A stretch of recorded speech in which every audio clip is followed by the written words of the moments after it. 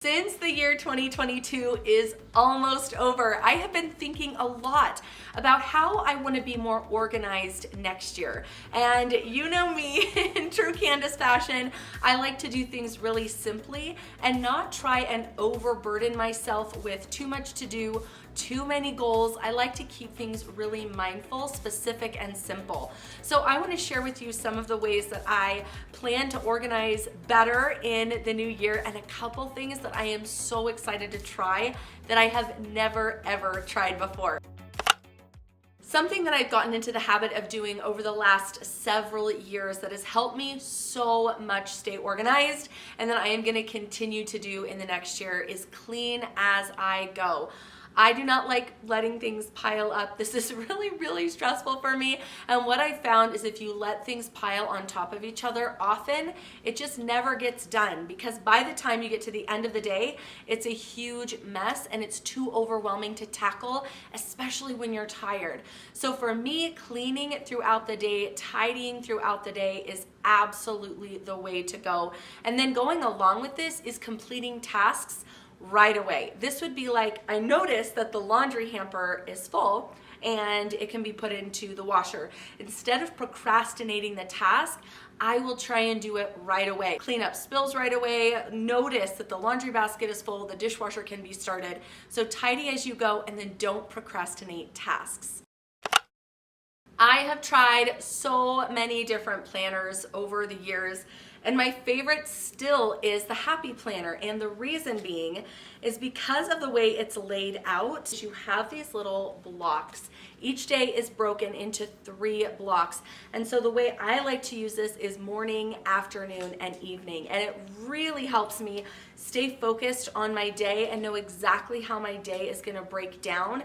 And then obviously the entire week I can look ahead. So this is really good. You do not have to get stickers. I don't really buy them anymore, but I had some left over from when I used to do a lot of sticker planning. So I'm just using them up, and I do still enjoy it. But the Happy Planner, it's awesome. I just love that breakdown of morning, afternoon, and night, although you don't have to use it that way. Okay, I know you've heard this one so many times, but I have a new little acronym for you. It is PEEP, a place for everything and everything in its place. So PEEP. I love this. I know it's simple. I know you've heard it before, but it makes the biggest difference. I'm going to go a step further and say anything without a home does not stay in your home. Nothing's welcome that's just going to lay around and cause stress and clutter. So if it doesn't have a home, if you can't find a home for it, it is absolutely clutter in your life. Get rid of it, and you don't have to feel guilty about this. I am really learning to let go of guilt over getting rid of stuff. This is something I've struggled with for a long time, and that is one of my goals, is to kind of let go of this guilt just a little bit more. It's a process. But remember, a place for everything and everything in its place. Going along with that as well, don't buy anything unless you have a home for it. So if you're at the store, you see something adorable, you really want to buy it, think about where it's going to live, not just where it's going to be temporarily or how you're going to use it for, the time being, but where does it live? Does it have a home? Is there space for it?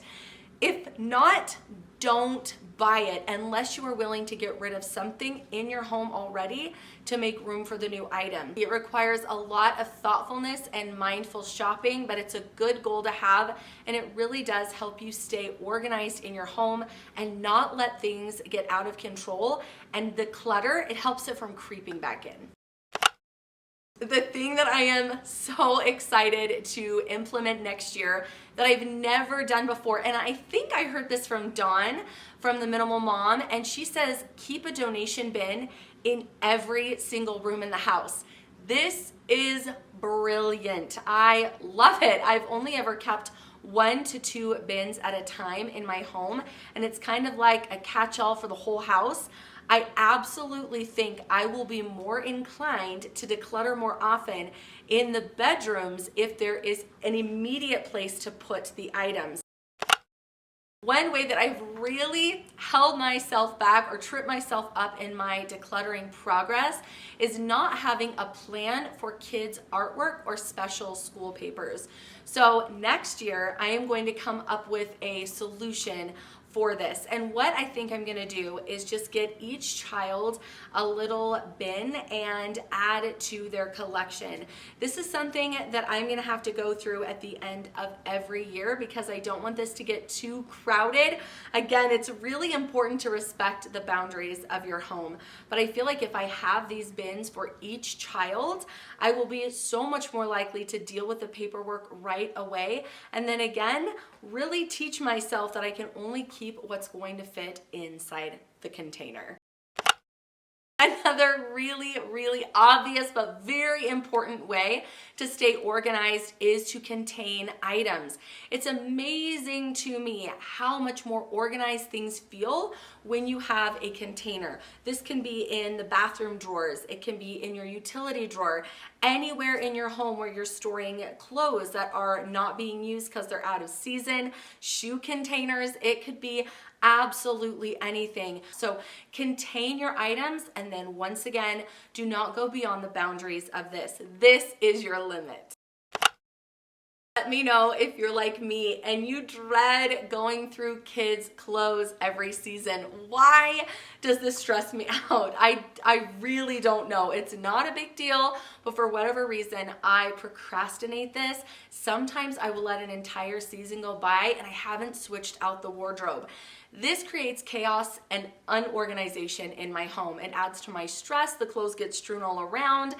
It's a big problem. So heading into next year, I'm gonna make sure that I go through all the clothes at the end of the season. And I figure if I do this every season, I can probably do 10 minutes per kid per season, which is 40 minutes a year. I can do that. I can do that. Sometimes when a task feels really overwhelming and you calculate how much time it's actually going to take you, suddenly it puts things into perspective and it doesn't seem so bad. Like unloading and loading the dishwasher literally takes 3 minutes. Making your bed is like 1 minute or less. So it's amazing when you start thinking of the timestamps and you realize, okay, I got it. I absolutely love having empty notebooks, notepads, sticky pads, all of this around my house. I am somebody who does not function well when I have everything kind of jumbled up in my head. I'm trying to remember things, I'm kind of trying to keep track of things, and it just really overwhelms me and makes me feel very disorganized. So if you have pens and pads of paper around your house, use them. Use them to get your thoughts down. Not only are they great for to-dos, but they're just great for brain dumps in general. Things that have been worrying you, stressing you, little goals, mini goals that you want to set for the next day. I absolutely love having these handy, and I do feel more organized and more calm overall when I am using a pen and a paper. Finally, buy storage bins with a purpose. Know exactly how you're going to use them. It is so tempting, and trust me, I used to do this. I made this mistake in the past many times. I would think I'm gonna get organized, and the first thing I do, is run out and buy a bunch of organization solutions, storage bins, and I would think this is going to solve my problem. No. No, it doesn't solve your problem unless you've decluttered first and you know exactly what kind of storage you actually need before you go and buy it. So really get your space cleared out. And guys, do not worry, I have tons more videos on decluttering coming next year.